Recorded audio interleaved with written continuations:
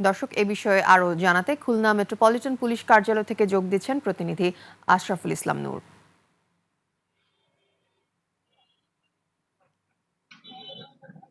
আশরাফ, আশা করি শুনতে পাচ্ছেন। আশরাফ, আমাদেরকে এই বিষয়ে বিস্তারিত জানান, খুলনার যে ঘটনাটি ঘটেছে।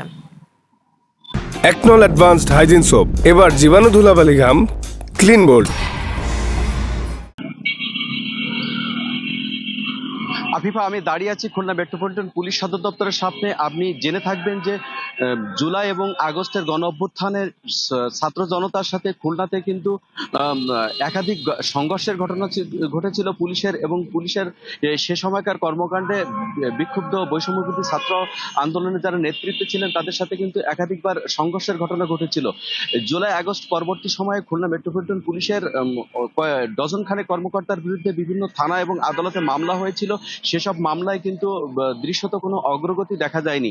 গত বুধবার খানজান আলী থানা এলাকা থেকে এসআই সুকান্ত, যার বিরুদ্ধে 4টি মামলার এজাহারভুক্ত আসামি এসআই সুকান্তকে মারপিট করে বিক্ষুব্ধ ছাত্র জনতা কিন্তু পুলিশের কাছে সোপর্দ করেছিল।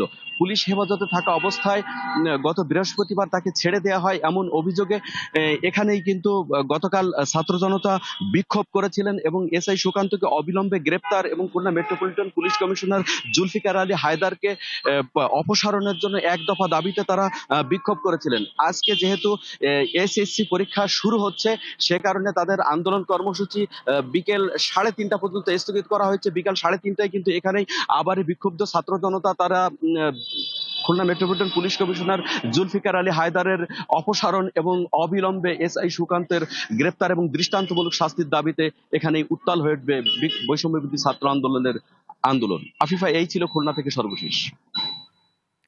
আশরাফ, আপনাকে ধন্যবাদ। দর্শক, আশরাফুল ইসলাম নূর আমাদের সঙ্গে যুক্ত হয়েছিলেন।